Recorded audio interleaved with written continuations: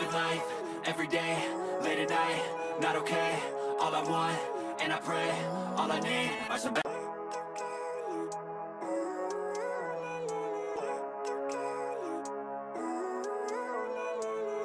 Living life, every day, late at night, not okay. All I want, and I pray, all I need are some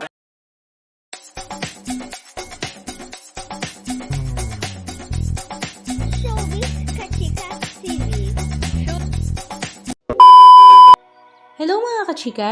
Last October 2024 nga ay lumipad ang aktres na si Dawn Zulueta papuntang Amerika kasama nga ang kanyang unika iha na si Aisha. Ito nga ay para dalawin ang kanyang panganay na si Jacobo na nag-aaral nga ngayon sa Amerika. At makailang araw naman ay sumunod ang kanyang asawa na si Mr. Anton Lagdameo papunta sa Amerika para nga magkasama-sama silang buong pamilya. At the same time ay para i-celebrate na nga rin ang birthday ni Jacobo. Last year, 2023 nga nang magsimulang mag-aral si Jacobo sa Amerika at ito nga ay nag-aaral sa New York sa Fordham University. At magmula nga noon ay pabalik-balik na sa Amerika si Dawn Zulueta, minsan nga kasama niya si Aisha, minsan naman ay solo lang siya. Ito nga daw ay dahil namimiss nga niya ang kanyang panganay at the same time ay gusto nga niya itong tulungan sa mga gawaing bahay. At sa tuwing pumupunta nga siya sa Amerika ay talaga namang enjoy na enjoy siya at ibinabahagi nga niya sa kanyang social media account ang ilan sa mga video clips ganap at ang mga picture kung saan talaga namang walang kupas ang ganda ni Miss Dawn. So, ang kanya namang bunso na si Aisha ay nasa senior high na nga ngayon at nasa grade 11. Malapit-lapit na nga rin itong mga ibang bansa para mag-aral ng kolehiyo. Patungkol naman sa relasyon ni Dawn Zulueta sa kanyang asawa na si Anton Lagdameo, ito naman ay going strong, hindi katulad ng napapabalita na naghiwalay na nga ang dalawa at hindi na nagsasama. Dahil nga meron na nga daw iba si Mr. Anton Lagdameo. Pero pinatunayan naman ni Dawn Zulueta at Anton Lagdameo na mas matibay nga ang kanilang pagmamahalan kesa nga sa mga intriga na ibinabato sa kanila. Samantala, this week nga ay pabalik na ng Pilipinas ang mag-inang Dawn Zulueta at Aisha. Pero bago nga sila bumalik ng Pilipinas ay talaga namang tuwang-tuwa nga ang dalawa dahil na-experience nga daw nila ang kakaibang Halloween party sa New York.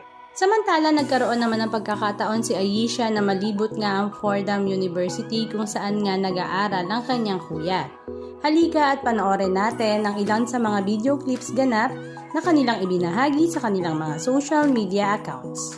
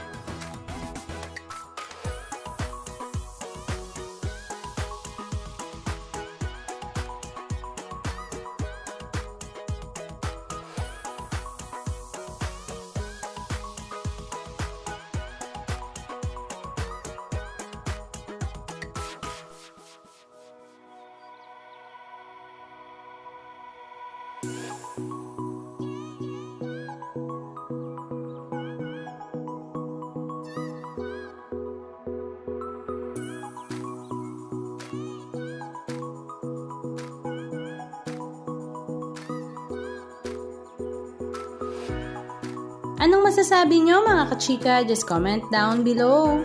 And please don't forget to subscribe. Thank you!